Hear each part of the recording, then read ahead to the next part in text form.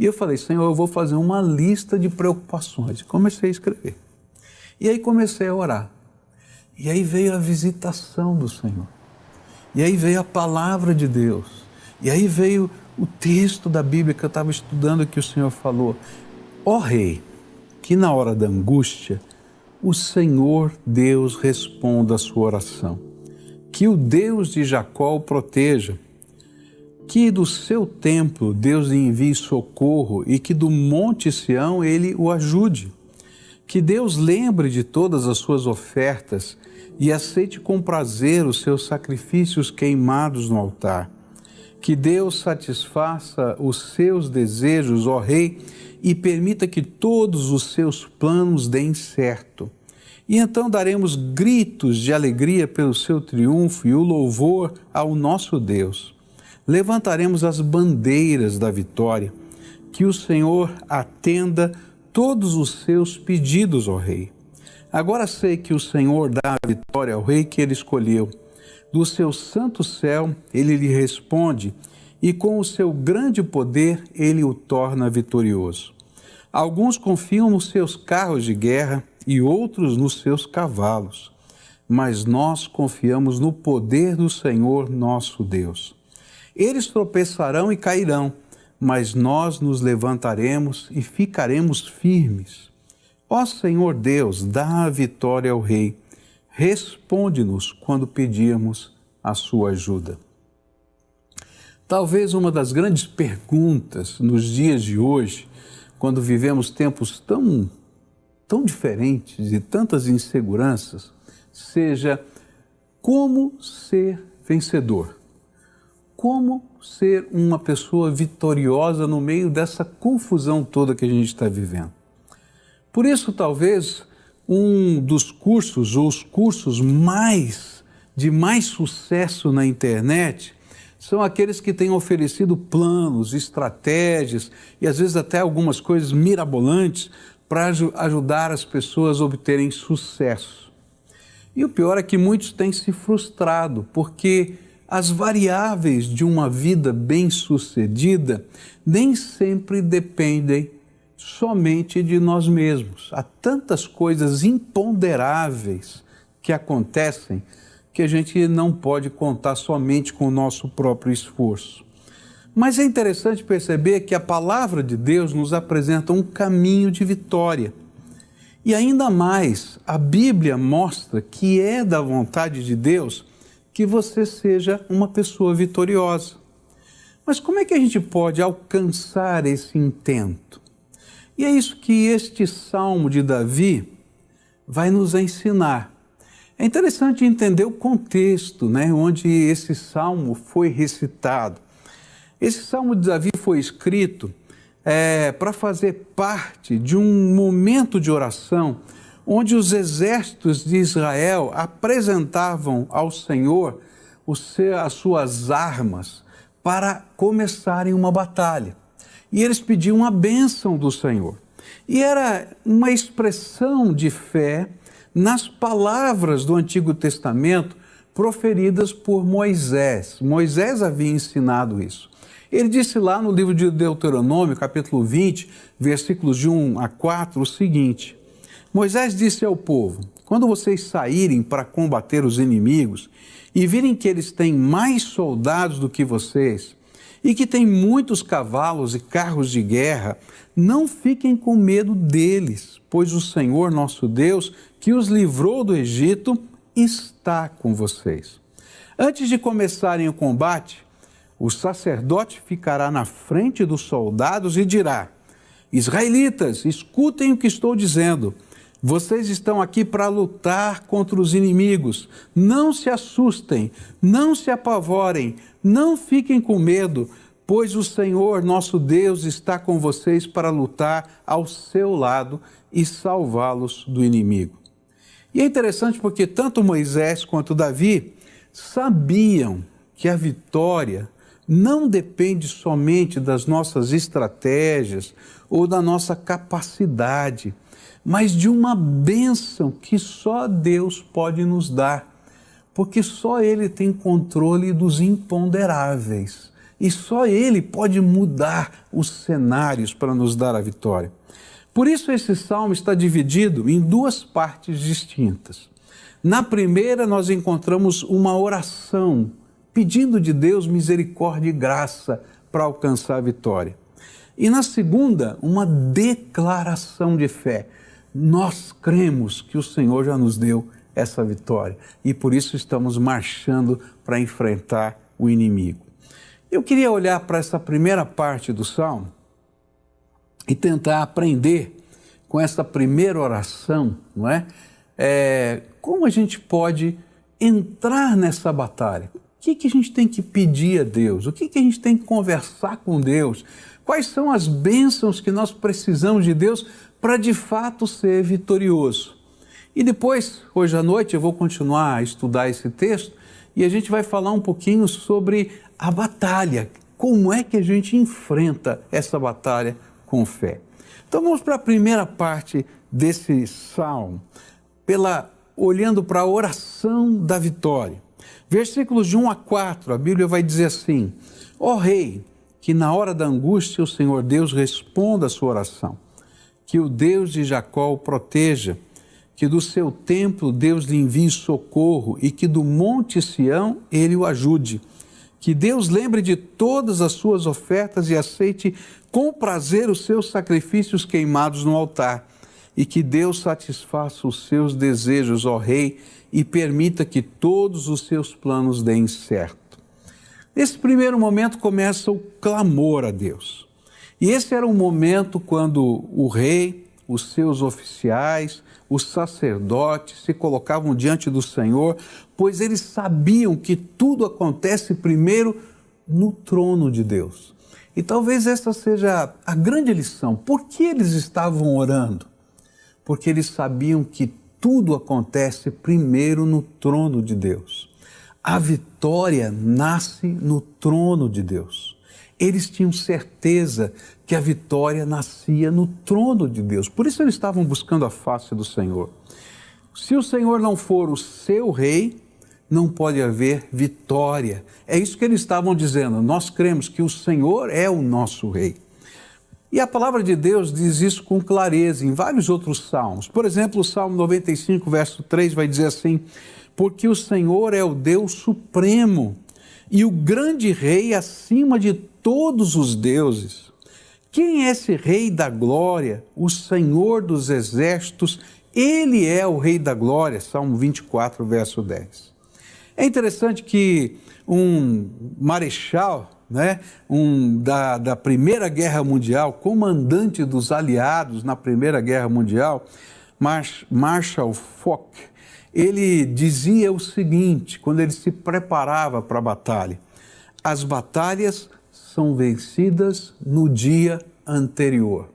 E eu quero dizer para você, as batalhas são vencidas no campo da oração, porque a vitória procede do trono de Deus. Mas o que eles estavam pedindo com relação a essa vitória? A primeira coisa que eles pediram foi: Deus fale, nos dê orientação. E aí o verso 1 diz assim: que o Senhor te responda no tempo da angústia. Se a vitória vem do Senhor, procede do trono dele, então o que nós mais precisamos é ouvir a voz dele, porque ele é o comandante dessa batalha. E nós precisamos disso, do Senhor nos orientando. E é interessante que esta era uma das práticas do rei Davi, porque ele sempre buscava de Deus uma resposta no tempo da sua angústia. E ele queria ouvir a voz do Senhor antes de entrar em qualquer situação nova, em qualquer batalha. Lá em 1 Samuel, capítulo 23, vai nos contar uma história interessante. Davi estava fugindo de Saul. Ele era um inimigo declarado. Saul disse que queria matá-lo. E ele só encontrou refúgio entre os filisteus. E ele, com a sua tropa, o seu pequeno grupo de soldados, estava sob a proteção dos filisteus. Mas os filisteus haviam invadido uma cidade chamada Keila e tinham tomado essa cidade no território de Judá. E ele então disse para os seus soldados: vamos consultar o Senhor se nós devemos ajudar os nossos irmãos. E aqueles soldados disseram: como? Você é maluco? Veja só, se você voltar para lá, Saul vai prendê-lo, vai matá-lo, e todos nós juntos. E ainda mais, se você for e libertar a cidade de Keila dos filisteus, não vai ter somente Saul te perseguindo, vai ter agora também todo o exército filisteu perseguindo você. Davi, você está maluco, não é assim. Ele falou: mas vamos orar, vamos perguntar para Deus. Eu não acho justo ver os nossos irmãos sofrendo, as famílias sofrendo, as crianças sofrendo. Nós temos que fazer alguma coisa. E então eles oraram. E quando oraram, Deus respondeu, não é, através do sacerdote, que era para entrar, porque Deus iria dar a vitória na cidade de Keila. E ele então reuniu seus soldados e disse: gente, olha, Deus está mandando a gente entrar. E eles disseram assim: não, Davi, tem alguma coisa errada. Consulta de novo. Eu não sei se você já viveu isso, né? Que você ora, Deus dá uma resposta de Senhor, será que é isso mesmo? E diz assim: consulta outra vez, pede outra vez a palavra. E aí outra vez o Senhor disse: vai, eu vou dar essa cidade. E eles foram e conquistaram aquela cidade. Por quê? A vitória nasce no trono de Deus. E quem nos dá as ordens e que nos ensina os caminhos, ainda que eles pareçam uma loucura, é o Senhor que está sentado no trono. O grande perigo é, em qualquer tempo, viver sem ouvir a orientação de Deus. Por isso, se você estiver vivendo um tempo de angústia na tua vida, a primeira coisa, se você precisa de vitória, é buscar a face do Senhor e ouvir o que Ele tem para você. Uma outra cena importante da palavra de Deus é a história de Ana. Lembra de Ana, mãe de Samuel? E ela estava com o seu coração amargurado. E diz a Bíblia que ela estava com o seu coração angustiado. E ela foi ao templo e começou a orar. E Eli passou por ali e achou que ela era bêbada. E como é que você está aqui murmurando desse jeito? A essa hora da manhã você já bêbada? Que negócio é esse? E ela diz: não, meu Senhor, eu estou com o meu coração angustiado, levando a minha causa à presença de Deus. E aí Eli disse para ela assim: puxa vida, minha filha, que Deus te conceda o que você está pedindo. E sabe o que ela estava pedindo? Que ela queria ser mãe, que ela queria ter um filho. E ela, quando ouviu aquela palavra, ela tomou por fé aquela palavra de Eli e disse: eu creio que do trono de Deus, através do sacerdote, veio a palavra para mim. E ela já saiu animada. E diz a Bíblia que naquele ano ela engravidou e no ano seguinte ela trouxe o seu filho para apresentar ao Senhor no seu templo. Sabe, quando nós sofremos, nós precisamos aprender a levar a nossa angústia diante de Deus e buscar dele orientação. Porque quando a gente tenta resolver com a nossa própria força, a Bíblia diz que isso é carne, é nossa natureza humana trabalhando, e às vezes a gente cria mais problemas do que soluções. Será que não é muito melhor a gente primeiro ouvir o que procede do trono de Deus, mesmo que pareça uma loucura, como foi no caso da conquista de Keila? Porque aquele que está sentado no trono tem todo o poder no céu e na terra para fazer milagres na nossa vida. Então, primeira parte da oração da vitória é quando a gente vai, leva a nossa angústia e busca orientação do Senhor. Segunda coisa que esse texto vai nos ensinar, está no versículo 20, capítulo 20, versículo 1 ainda, onde diz assim: o nome do Deus de Jacó te proteja. É interessante notar que a palavra mais repetida nesse texto, nesse salmo inteiro, são os nomes de Deus. 5 vezes vai aparecer Yahvé. Uma vez vai aparecer o Deus de Jacó.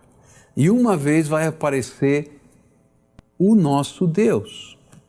E apesar de Deus de Jacó ser um nome nome usado em toda a Bíblia para se referenciar a Deus, a gente só vai entender o sentido do que a Bíblia queria dizer e o que Davi estava expressando se a gente entender o que aconteceu para que as pessoas pudessem compreender que o Deus que se manifestava era também o Deus do patriarca Jacó. E o grande ensino desse nome de Deus é exclusividade. Então, se de um lado eu quero que Deus me proteja, eu quero que a vitória proceda do seu trono, de outro lado, que é a minha parte, vai ser necessário que eu entenda que Ele precisa ser o único Senhor da minha vida. E é isso que esse nome quer ensinar. Olha só o texto da palavra de Deus que vai nos ajudar a entender isso. Lá em Gênesis 35, Deus disse a Jacó: apronte-se e vá para Betel. Betel quer dizer casa de Deus. E fique morando lá. Em Betel construa um altar e dedique a mim, o Deus que lhe apareceu quando você estava fugindo do seu irmão Esaú. Então Jacó disse à sua família e a todos que estavam com ele: joguem fora todas as imagens dos deuses estrangeiros que vocês têm. Purifiquem-se e vistam roupas limpas. Aprontem-se que nós vamos para Betel. E ali vou fazer um altar dedicado ao Deus que me ajudou no tempo da minha aflição e que tem estado comigo em todos os lugares por onde tenho andado.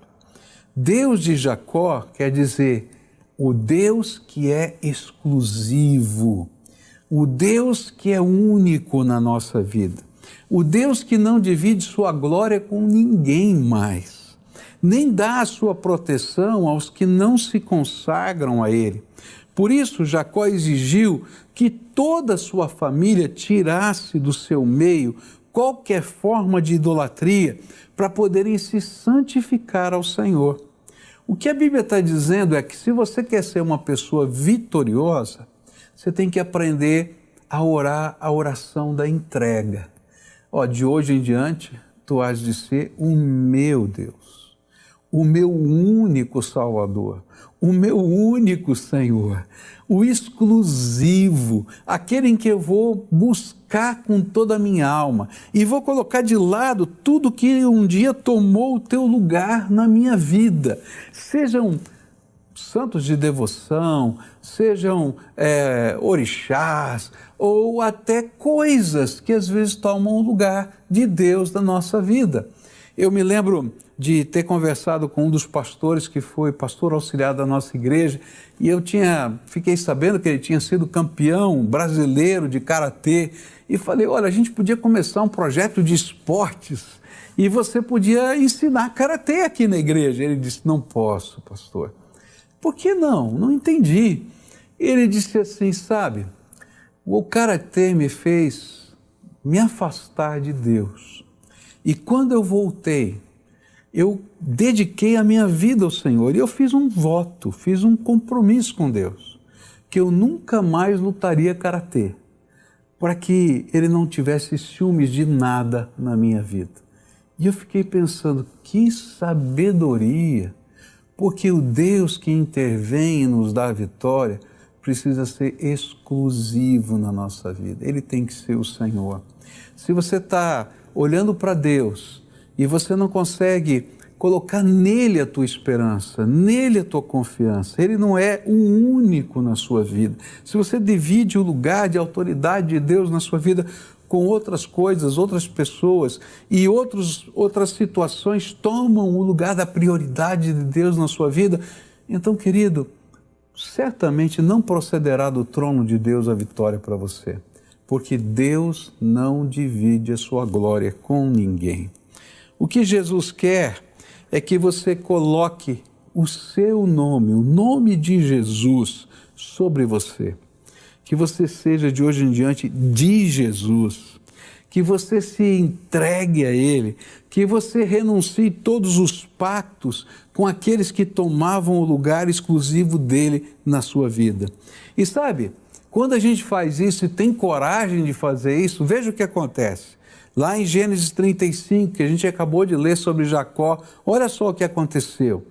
E eles entregaram as imagens dos deuses estrangeiros que tinham e os brincos que usavam nas orelhas, e Jacó enterrou tudo debaixo da árvore sagrada que fica perto de Siquém. E quando eles foram embora, Deus fez com que os moradores das cidades vizinhas ficassem com um medo terrível, e por isso eles não perseguiram Jacó. Deus deu vitória para Jacó.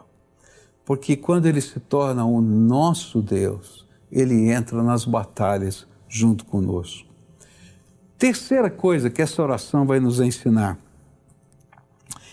está no versículo 2 desse texto. Do santuário te envia auxílio e de Sião te dê apoio. E aqui a gente podia dizer assim, Senhor, me visita. E essa seria a terceira oração. Por quê? Porque a presença do Senhor em nós é a nossa segurança, o nosso apoio e a nossa proteção. E esse foi o terceiro pedido que Davi colocou ali. Tremendo. E ele não queria apenas que aquela oração que estava diante dos soldados, com um batalhão ali, se tornasse uma liturgia de guerra. Ele ansiava pela manifestação do Todo-Poderoso. Naquele momento, a Arca da Aliança estava em Sião, e a Arca da Aliança era o símbolo da presença de Deus no meio do seu povo, mas ela estava lá em Sião. Mas, sabe, isso não era suficiente, ter a Arca da Aliança lá em Sião, no tabernáculo. Mas ele sabia que não existe um santuário capaz de conter a grandeza do Todo-Poderoso. Então ele diz assim, Senhor, venha em nosso auxílio, esteja no meio do teu povo, não apenas lá no tabernáculo ou lá no templo. Vem para cá, anda com a gente, marcha com a gente, ensina a gente, mostra o que tu queres. Nós queremos sentir a tua presença ao nosso redor. E a grande lição deste clamor é: não se conforme apenas com as formas litúrgicas da religião. Queira experimentar a presença de Deus, a manifestação do seu amor em cada novo momento da sua vida. É interessante como essas coisas acontecem, não é? É tão tremendo, porque a vitória, ela não acontece quando a gente está apenas na igreja, cantando, adorando e louvando, ainda que seja maravilhoso isso. A vitória acontece no dia a dia da gente, no meio dos embates que a gente tem, lá no trabalho, lá na família, com as questões financeiras, e a gente sente a presença do Senhor dizendo, eu estou contigo, estou aqui do teu lado, pode continuar, vai firme. Essa semana eu estava lá orando, e você sabe que eu tenho um caderno de oração, e eu comecei a escrever as minhas preocupações, né? A palavra de Deus diz que a gente tem que lançar sobre o Senhor toda a nossa ansiedade, porque Ele tem cuidado de nós. E eu escrevi, fiz uma lista. Senhor, eu estou preocupado com isso, estou preocupado com aquilo, estou preocupado. E eu falei, Senhor, eu vou fazer uma lista de preocupações. Comecei a escrever. E aí comecei a orar. E aí veio a visitação do Senhor. E aí veio a palavra de Deus. E aí veio o texto da Bíblia que eu estava estudando que o Senhor falou. E a resposta foi tão simples. Ele disse assim, filho, eu estou com você agora. Tenha paz. Sabe, a vitória não é um passe de mágica, uma liturgia, uma oferenda, não é uma promessa. A vitória é o Senhor andando conosco todo dia. Porque algumas daquelas preocupações ele teve que me advertir. Falou assim, já não fiz isso na tua vida? Por que você não é capaz de crer que eu vou fazer de novo? Em outras questões, ele teve que me mostrar que ele é grandioso demais para resolver um imponderável. Mas o importante é que eu precisava entender que a presença dele é a minha verdadeira segurança. Em quarto lugar, esse texto vai falar, nessa oração no versículo 3, que a gente precisa se lembrar, né, que Deus precisa aceitar a nossa confissão e a nossa entrega. Eu não consegui terminar essa mensagem, eu vou continuar à noite a partir daqui, tá? Mas eu queria caminhar para o final dizendo para você o seguinte: a gente já aprendeu aqui 3 coisas nessa oração, que para mim são tão importantes. A primeira coisa é que toda vitória nasce no trono de Deus. E não há vitória que possa vir sobre a nossa vida se Deus não decretá-la no seu trono. Por isso, eu tenho que me apresentar diante de Deus e pedir que Ele mostre os caminhos. É a orientação dEle, mesmo na hora da angústia, que nos faz levantar e saber quais são os próximos passos. Então hoje, daqui a pouquinho, a gente vai orar por orientação. Mas a gente aprendeu também que para que Deus nos proteja e nos dê a vitória, Ele tem que ser exclusivo na nossa vida. Não pode ser que Ele esteja sendo dividido nem o seu tempo, nem o seu lugar de direito na nossa vida com outras coisas ou pessoas. Por isso a gente tem que fazer entregas. Talvez exista na sua vida coisas que estão impedindo Jesus de ser o Senhor da tua vida. E talvez ao longo da tua história, o Espírito Santo esteja lidando com você já há muito tempo, dizendo: filho, eu quero te abençoar, eu quero mudar a tua vida, eu quero transformar você está nesse mundo parado, está enrolado, chega perto de mim, mas olha, não chega só para esse momento, deixa eu ser o Senhor da tua vida, eu transformar a tua vida, e pega aquelas coisas que são obstáculo para que isso aconteça e coloca no meu altar. Sabe, não é um momento fácil o momento da entrega, porque cada uma dessas coisas que a gente vai ter que dedicar no altar, elas são valiosas para nós. Você lembra do pastor que disse: nunca mais vou lutar karatê? Era precioso demais. Mas ele treinava com tanto afinco, porque ele queria ir para uma Olimpíada, que ele se esqueceu que toda a vitória procede do trono de Deus e que Deus tinha um plano maior para a vida dele. E quando ele entendeu isso, ele pôde dizer: Senhor, te entrego isso que está me obstruindo de ter comunhão contigo. E sabe que era interessante? Porque esse ministro de Deus era filho de missionários, ele tinha vivido a vida inteira a palavra de Deus, o poder de Deus, o evangelho de Deus. E sabe, às vezes isso acontece na nossa vida. A gente permite que outras coisas tomem o lugar daquilo que é santo e sagrado na nossa vida, simplesmente porque a gente tem os nossos olhos brilhando com outras coisas e o Senhor fica em segundo ou terceiro lugar. Deus não aceita, Jesus não aceita ser o segundo ou terceiro. Ele é só o primeiro. Se Ele não for o primeiro, então Ele não está no centro da nossa vida. E aí a gente não vai ser vitorioso. Por quê? Porque a vitória procede do trono de Deus. E a terceira coisa que nós aprendemos aqui é que é a presença dEle todo dia em nós que nos dá a vitória. É a presença. Não é uma liturgia, não é uma oração poderosa, é o Senhor caminhando conosco. Não é o Senhor lá em Sião, no templo, é o Senhor no nosso coração, no nosso trabalho, na nossa casa e na nossa família. Hoje eu queria orar com você e queria desafiar você a fazer algumas entregas. A primeira entrega é reconhecer que a vitória não está na sua inteligência e nem na sua capacidade, que isso é fruto do orgulho humano. E sabe, se a gente não aprende a reconhecer que tudo vem das mãos de Deus, então a vida vai nos ensinar isso de uma maneira muito dolorida. E aí o Senhor vai mostrar para a gente que ainda que a gente tenha todos os títulos, toda a inteligência, toda a capacidade, a gente não é nada sem a graça de Deus. Eu conversei com um médico, um membro da nossa igreja, mandei um WhatsApp para ele, ele respondeu, ele estava se recuperando de Covid, tinha acabado de sair da UTI, estava no quarto ainda do hospital, e ele disse assim para mim: pastor, durante esses dias aqui na UTI, eu me lembrava sempre que o Senhor sempre fala nos cultos que nós não somos donos de nada, nem do ar que respiramos, porque quando eu queria respirar, parecia que o ar não entrava no meu pulmão.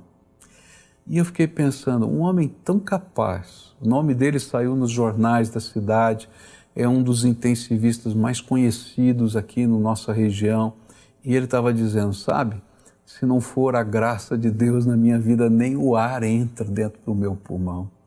Sabe, não é o orgulho que nos faz ser vitorioso, nem a nossa sapiência, mas é graça de Deus. Tudo procede do trono de Deus. Então comece rendendo o seu orgulho. Senhor, me perdoa, porque eu tenho confiado mais na minha capacidade do que na bênção do Senhor. E eu não tenho buscado a vitória que procede do teu trono. Queria desafiar você a fazer entregas. O que é que está impedindo você de deixar Jesus ser o Senhor da tua vida? E aí tome coragem. Às vezes são pecados que estão escondidos.